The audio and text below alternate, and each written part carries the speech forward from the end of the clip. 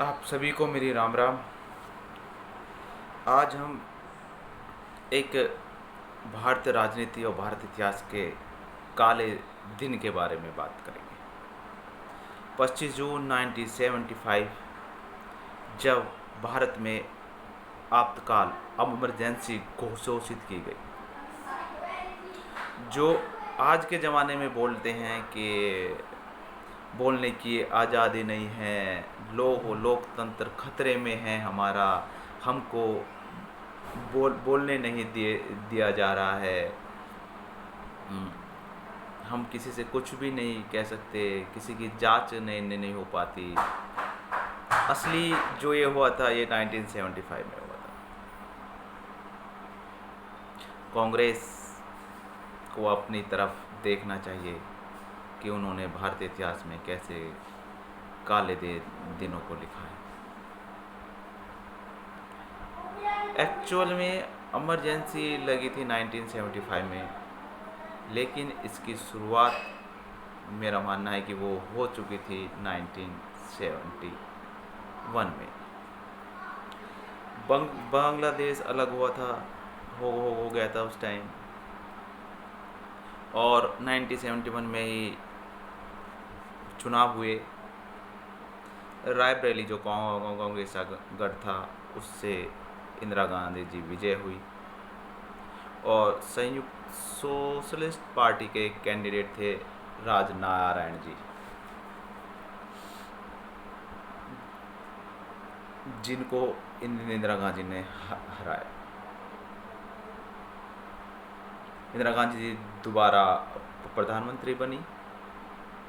उस टाइम पहले तो इंदिरा गांधी की जो इमेज थी वो गूंगी गुड़िया के नाम से जाना जाता था, लेकिन 1971 के बाद बांग्लादेश को जब अलग किया गया, उसके बाद Durga, India is Indira, Indira is India.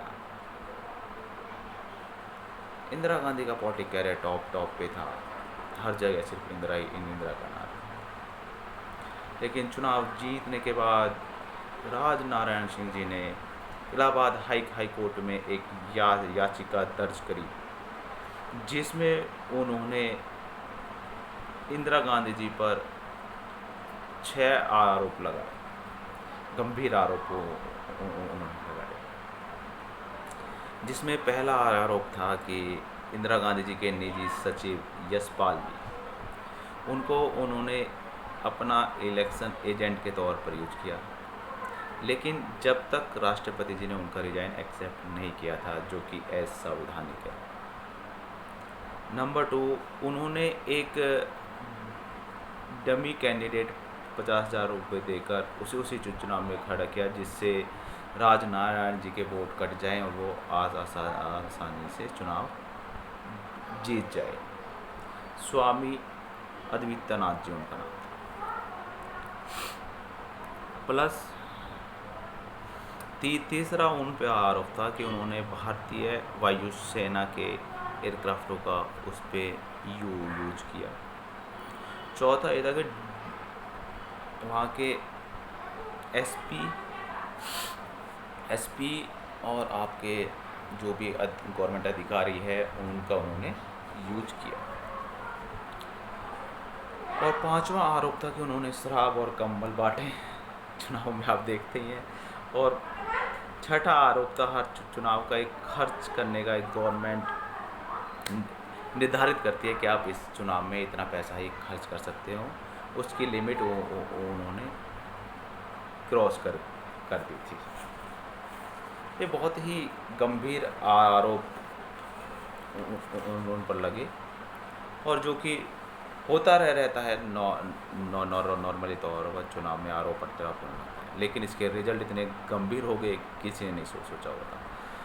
12 जून को इलाहाबाद हाई कोर्ट का फैसला आता है, और उस फैसले में जस्टिस सिन्हा जी ने ये फैसला दिया था। उन्होंने कहा था कि इंदिरा गांधी जी को दोषी पाया जाता है कि उन्होंने गवर्नमेंट मशीनरियों का दुरुपयोग किया, और उनका जो निर्वाचन है वो रद्द किया जाता है और उनको अगले 6 साल चुनाव लड़ने के लिए बैन किया जाता है।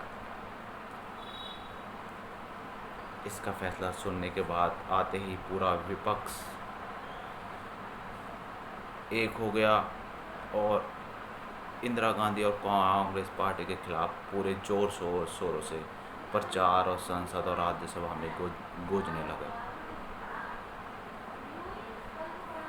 इसके तुरंत बाद ही इंदिरा गांधी जी ने अब अपनी एक कांग्रेस की मीटिंग बुलाई, जिसमें कांग्रेस के वरिष्ठ नेता सभी थे, जिसमें से के वरिष्ठ नेताओं ने सलाह दी कि आपको जो कोर्ट का है उसका सम्मान करना चाहिए और आपको ये राष्ट्रपति आपको अध्यक्ष के रूप में आप रहे और प्रधानमंत्री छोड़ दे और किसी भी कांग्रेस के वरिष्ठ नेता को प्रधानमंत्री बनाए। लेकिन उसी दौरान उनके बेटे मीटिंग में पहुंचते हैं संजय गांधी। संजय गांधी जी अपनी माता जी को एक अलग रूप में ले जाते हैं और उनको कहते हैं कि हम ये कुर्सी ऐसे ही नहीं छोड़ सकते, जो इतने सालों से हमने मेहनत की है हम उसको ऐसे ही नहीं गवा सकते। क्योंकि वो मान चुके थे कि भारत सिर्फ उनका है, उनके अलावा कि कोई भी हमारे खिलाफ नहीं बोल सकता, वो जैसे चाहेंगे वैसा ही हो चुका था। क्योंकि बचपन से ही वो एक वीआईपी ट्रीटमेंट में रहे थे, जो कहते थे वही होता था। तो उनका माइंडसेट ये हो चुका था जब तक हम हैं तब तक भारत का हम एक राजा की तरह हैं, जो हम चाहेंगे वही होगा, उसके अलावा कुछ भी नहीं होगा। वो अपनी माता को सलाह देते हैं और उनकी माता उनकी बात मानती है। उस टाइम सारे जो वरिष्ठ नेता थे वो वापस ले जाते हैं। 23 जून को हाई कोर्ट में के खिलाफ जो उनके खिलाफ फैसला आया था वो सुप्रीम कोर्ट में जाते हैं। 24 की सुबह ही सुप्रीम कोर्ट हाई कोर्ट के फैसले को एज इट जैसा है वो रहने देती है और कुछ टाइम के लिए वो कहते हैं कि हम इसकी बाद में सुनवाई करेंगे। अब उधर विपक्ष पूरा विद्रोह की तैयारी में लगा हुआ था। 25 जून को ही जेपी नारायण, जो उस टाइम के जन नायक थे, जेपी नारायण जी, अटल बिहारी वाजपेयी, लाल कृष्ण आडवाणी, आचार्य जेपी कृपलानी, मोरारजी भाई देसाई, चंद्रशेखर जी, इनकी अगुवाई में एक रामलीला मैदान में एक बहुत ही बड़ी एक रैली का आयोजन किया गया, जिसका नेतृत्व जेपी नारायण जी कर रहे थे। और उन्होंने उस रैली के भाषण में अपने जो भाषण शुरू किया वो रामधारी सिंह दिनकर के एक कविता से किया, सिंहासन खाली करो जनता आने वाली है। और उसके वे उस रैली का इतना भीड़ देख के कांग्रेस में हलचल मच गई और ख़ासकर इंदिरा गांधी जी और उनकी फैमिली में उनको लगा कि अब हमारी सत्ता जाने वाली है। तो उन्होंने उसी रात जो हमारे फारुकुद्दीन अहमद उस टाइम के राष्ट्रपति थे, उनको आपातकाल पर उनके साइन करा लिए, जो कि असंवैधानिक साइन थे। क्योंकि किसी भी आपातकाल को आप बगैर संसदीय प्रस्ताव के नहीं लगा सकते। भारत के संविधान अनुच्छेद में 52 में 3 प्रकार के आपातकाल दिए गए हैं: राष्ट्रपति शासन, इमरजेंसी और आपका आर्थिक आपातकाल। तीनों को राष्ट्रपति के मंजूरी के बाद लगाया जाता है और ये तीनों ही संसद में प्रस्ताव होने के बाद वहाँ पर जाएंगे। लिखित प्रस्ताव होता है वो, और उसके बाद ही राष्ट्रपति उसको मंजूरी देंगे, तभी वो वहाँ पर लगेगा। लेकिन इसमें ऐसा नहीं किया गया, राष्ट्रपति जी को सीधा दिया गया और राष्ट्रपति जी भी बगैर किसी क्वेश्चन के उन्होंने उस पर साइन कर दी। सभी को जेलों में भेजा गया। लगभग 11 लाख, जब तक इमरजेंसी चली है, लगभग 11 लाख लोगों को जेल भेजा गया। रात को ही सभी न्यूज़पेपरों के जो हेड ऑफिस थे, जहाँ पर अखबार छपते थे, सबको वहाँ पर किसी को भी अखबारों की लाइटें काट दी गई कि कोई भी इसमें न्यूज़ नहीं छाप पाए। देखिए, इसे कहते हैं लोकतंत्र की हत्या, कि आपके खिलाफ कोई कुछ बोल ही नहीं पाए। जो बोलेगा बिगर उसे केस के, बिगर किसी भी एविडेंस के सीधा जेल में जाएगा। बड़े नेता चौधरी चरण सिंह, जेपी नारायण, अटल बिहारी वाजपेयी, लाल कृष्ण आडवाणी, जेपी किरवानी, देशराज मोजाई, चंद्रशेखर, जो विपक्ष के नेता थे सबको, और इसमें आम जनता जिसने भी विरोध किया सबको जेलों में भेजा गया। बिगर सरकार के कोई भी कुछ नहीं कर सकता था। किसी को भी कोई भी बोलने की आज़ादी नहीं थी। जो भी कुछ होगा वो प्रधानमंत्री कार्यालय से नहीं, प्रधानमंत्री आवास से होगा। संजय गांधी जी डिसाइड करेंगे कि क्या होना है कि क्या नहीं होना। यहाँ तक कि बॉलीवुड एक्टर्स, जहाँ वो हम मानते हैं कि हमारे नायक है या नए खिलाफ लड़ते हैं, सभी ने उस टाइम कुछ नहीं बोले, सब चुप हो गए सत्ता के सामने, और सभी ने एक सुर में इसका समर्थन किया था। किसी को भी कुछ भी बोलने की आज़ादी बिल्कुल भी नहीं थी। अब हम बात करते हैं कि हमारे साथ गलत हो रहा है। और तो और सुबह 26 जून सुबह 6 बजे Indira Gandhi ji all India radio पर ये घोषणा करती हैं कि इमरजेंसी लागू कर दी जाती हैं, और उसमें वो क्या कहते हैं, किस कारण की जा रही है कि भारत की आंतरिक शांति खतरे में है। ये एक बहाना उनको देती हैं, जो कि एक मजाक के तौर पर। और तो और इसके बाद क्या होता है वो तो सुन के मेरा दिमाग खराब होता है। 22 जुलाई 1975 में भारत के संविधान में 38वां संशोधन किया गया। उस संशोधन में क्या किया गया कि आप हमारी जो कोर्ट हैं वो कोई भी इमरजेंसी की समीक्षा कर सकती हैं, लेकिन 38वां संशोधन करके उसको हटा दिया गया कि कोई भी कोर्ट इमरजेंसी की समीक्षा नहीं कर सकती। सोचिए आप, अगर मैं कुछ कर रहा हूँ तो मैंने उसमें संविधान में ये लिख दिया कि भाई अब इसकी कोई भी समीक्षा नहीं कर सकता कोर्ट, यानी कि जो मैं कर रहा हूँ वो सही है, इसकी कोई भी जांच नहीं होगी। क्या ये सही था? और तो और उसके 2 महीने बाद 39वां संशोधन किया गया कि प्रधानमंत्री पद पर जो भी रहेगा प्रधानमंत्री पद पर, उसके चुनाव के बारे में कोई भी जांच नहीं हो सकती। यानी कि इंदिरा गांधी जी प्रधानमंत्री हैं तो उसकी कोर्ट उसमें कोई भी चुनाव उसकी जांच नहीं कर सकती। आप बताइए, ये अधिकार कोर्ट से छीन लिए गए, बाकायदा एक कानून बना दिया गया।